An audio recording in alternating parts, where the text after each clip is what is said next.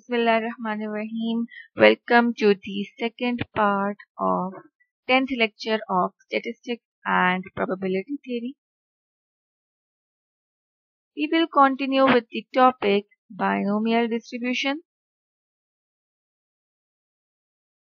Binomial distribution was discovered by James Bernoulli in 1978.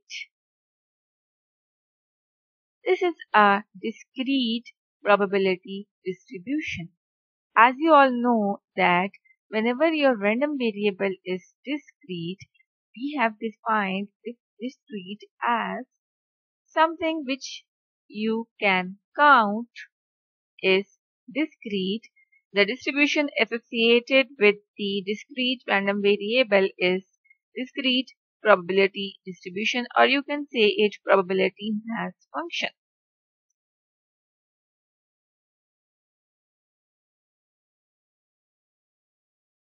The binomial distribution is just n independent individual Bernoulli trials added up. As you have learned in previous part that Bernoulli trial has two outcomes. So whenever you add up these Bernoulli trials n times, so it will be the binomial distribution. The word binomial literally means two numbers. A binomial distribution for a random variable x, known as binomial variate, is one in which there are only two possible outcomes, success and failure, for a finite number of trials. The point to remember here that we have the finite number of trials, which we usually denote with small n. Note that however we define success and failure, the two events must be mutually exclusive, as we have defined in Bernoulli trials, and complementary. That is, they cannot occur at the same time. Mutually exclusive means that both the outcomes are disjoint, and the sum of their probabilities is 100%, or you can say 1. For each trial, there are only two possible outcomes, success and failure, as we have in Bernoulli trial. The number of trial n are fixed. The thing changed here from the Bernoulli distribution is that the number of trials are n here, where in the Bernoulli distribution there is only one trial, that is, there was n is equal to 1. The trials are independent. The outcome of trial is not affected by the outcome of any other trial. The probability of success P is constant from trial to trial. Let me explain this through the help of the example. Let's say we toss a coin. Whenever we toss a coin, we have two outcomes, head or tail. So, the first property that you have two outcomes, success and failure, is satisfying here. Let's suppose we are interested in head. So whenever we toss a coin, when head will occur, it will success for us. And when tail will occur, it will failure for us. You can toss coin as much time as you want. Let's say if you toss a coin 10 times, so n will be equal to 10. The trials are independent. Independency means that when you toss a coin first time, it will give you outcome, and when you toss a coin second time, it will not affected by the outcome of the first trial. It will be independent. The probability of success remains constant. Let's suppose you toss a coin and you are interested in head. The probability of head in tossing a coin is 1/2, as you all know. So whether you toss a coin first time, the probability of success will be 1 by 2. And then you again are toss a coin, the probability of success will be again 1 by 2. And if you toss a coin third time, the probability of getting ahead is again 1 by 2. So this means that probability of success remains constant for each try. Probability mass function of binomial distribution. In binomial experiments, the probability of exactly x successes in n trials is, this is the probability mass function of binomial distribution. Probability x is equal to x, as we have defined already that capital X is our random variable, that is the variable of our interest, and the probability mass function is NCX is equal to P, where P is the probability of success raised to power x and Q raised to power n minus x. This one is the limit of the random variable. X is equal to 0. You can have 0 successes. 1. You can have 1 success. 2. You can have 2 successes. How much maximum successes you can have? As you are doing the experiment n times, so maximum you can get n trials. So the limit of the binomial random variable is from 0 to n.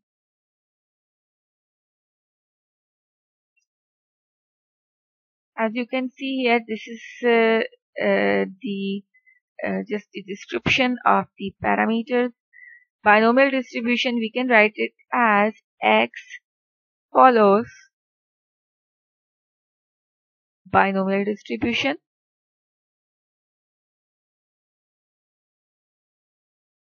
with parameters n and p. This is similar as we discussed in Bernoulli distribution, that x follows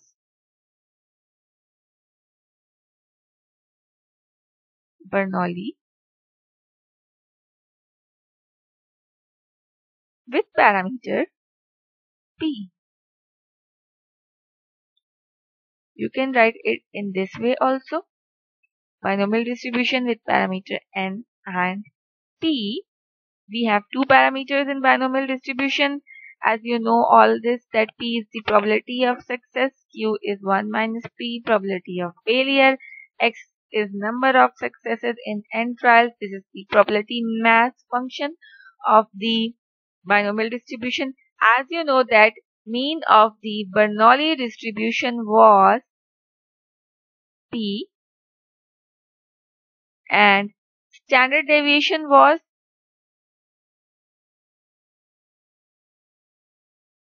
p into q. We have discussed this in previous part. Now the mean of the binomial distribution is n into p and standard deviation is under the root npq. This is the standard deviation and mean of the binomial distribution.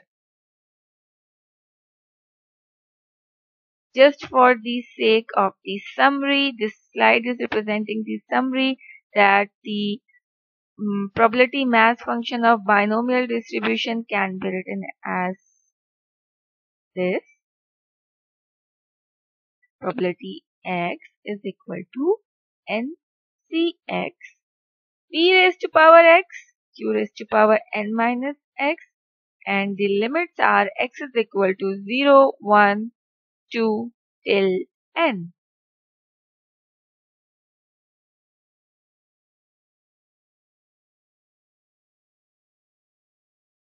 As x is representing the number of successes, so you can have 0 successes, 1 success, and up till you will have n success.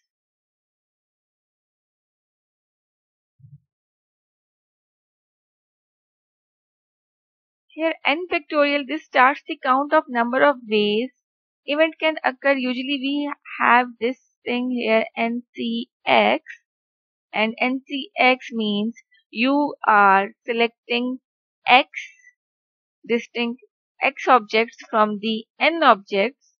So this is the way to open it. N factorial is representing this chart, the count of the number of ways event can occur.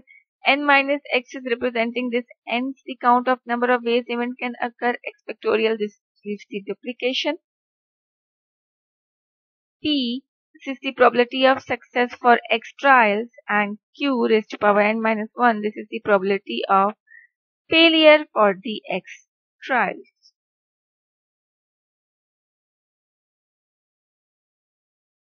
Example 1.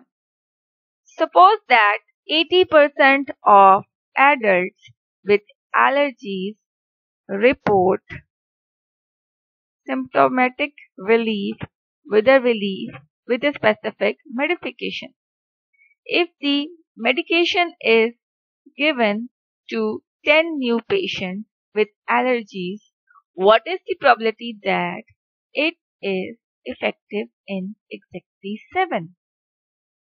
So you have the problem and you want to find out the probability that it is effective in exactly 7. So first we will look at the example that whether the assumptions or properties of the binomial distribution model satisfy it or not. What we have the assumption. The number one is for each trial there are only two possible outcomes, success and failure. So let me look to the example whether there are only two possible outcomes or not. The outcome is relief from symptoms, yes or no.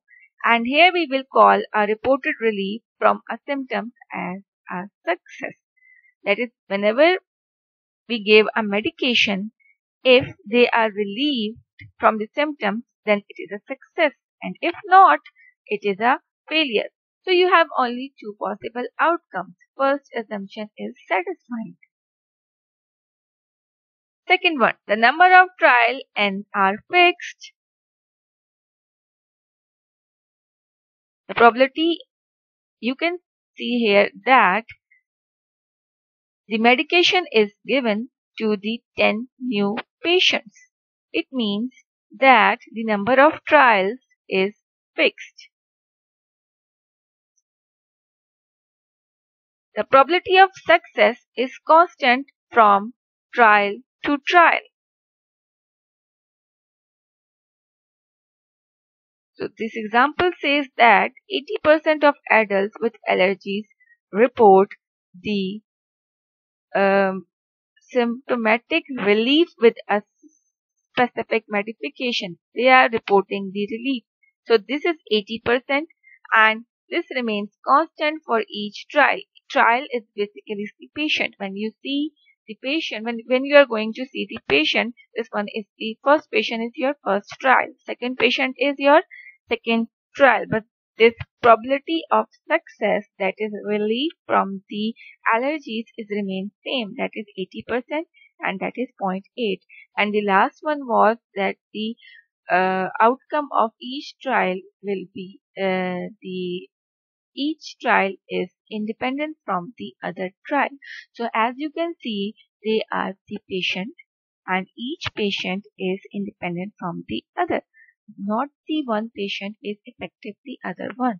So the fourth property is also satisfying here.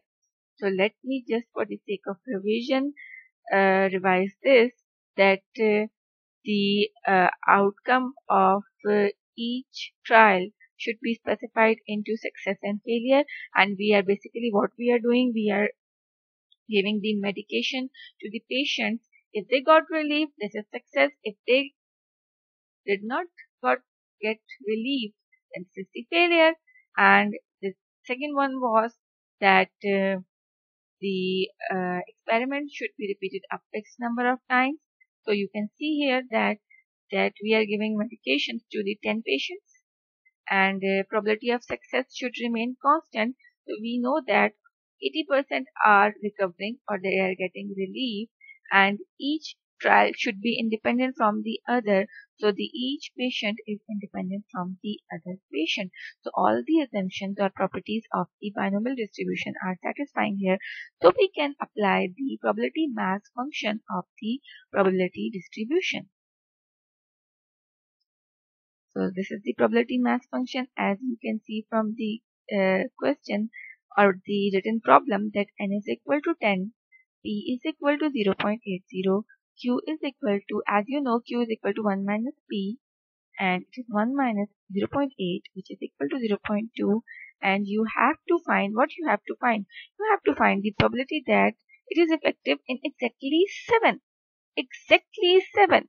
So you have to find out the probability for the 7 patients to get relief. So this x should be 7, as x is representing the number of successes, and n is equal to 10, and p raised to power p is 0.8, x is 7, q is 0.2, n minus x.